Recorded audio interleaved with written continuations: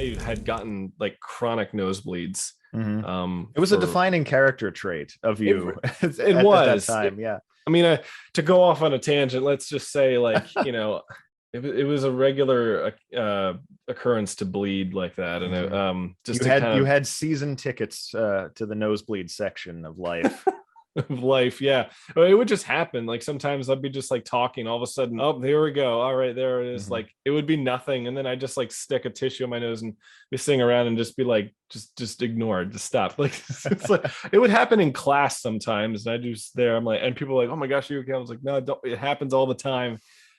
There were times when I would wake up and I would wake up, and there was one time where I had to get rid of a pillow because I woke up and I was like face down, and like half of my face was covered in blood, and just this huge dark blood stain was on the pillow, and the vampire pillow. it was something happened in there. There was another time where I think, and it was also like allergies affected. It was pretty bad. And one time my nose started bleeding, and then like both nostrils were bleeding. And I ran into the bathroom and I felt a sneeze coming on. And like I didn't even go to the sink. I just dove right for the tub and I sneezed, and literally I just had like I there's a photo of it. I've seen the pictures. It's graphic.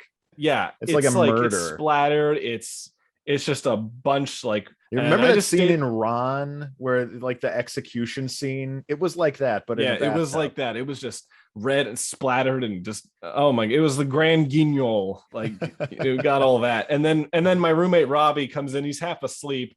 He just comes in there. He has his phone, just lifts up his phone, click, takes a picture and goes back.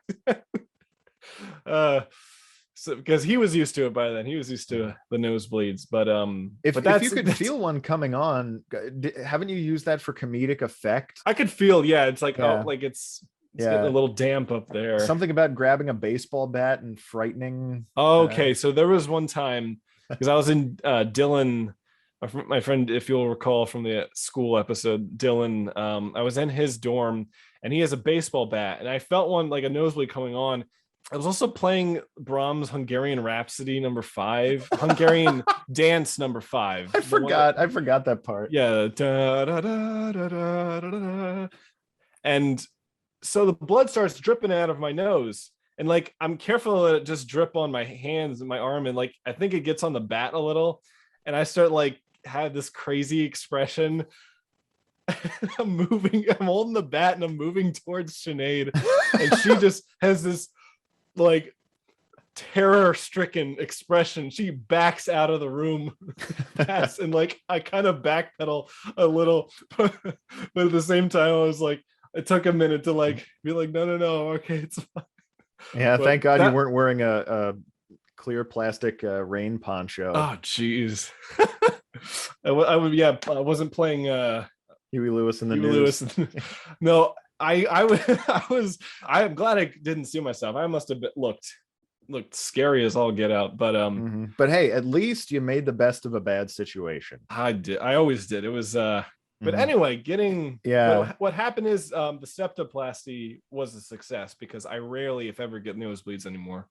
Yeah. So do you ever get them? Really? Yeah, sometimes, but it's like, sometimes I miss the opportunity to enact some theatricalities, but it's probably for the best. I don't know how much blood I lost. I mean, over the years I probably bled myself dead multiple times over. Yeah, I should say so. And I remember one time you were showing me a journal of yours or something, and you're just like flipping through the pages and there are all these brown blotches just here and there throughout the book, and then you're like, oh yeah, that's right, I had a nosebleed when I was writing that. Yeah, it's true. Yeah, I was known, I guess, for that for a while.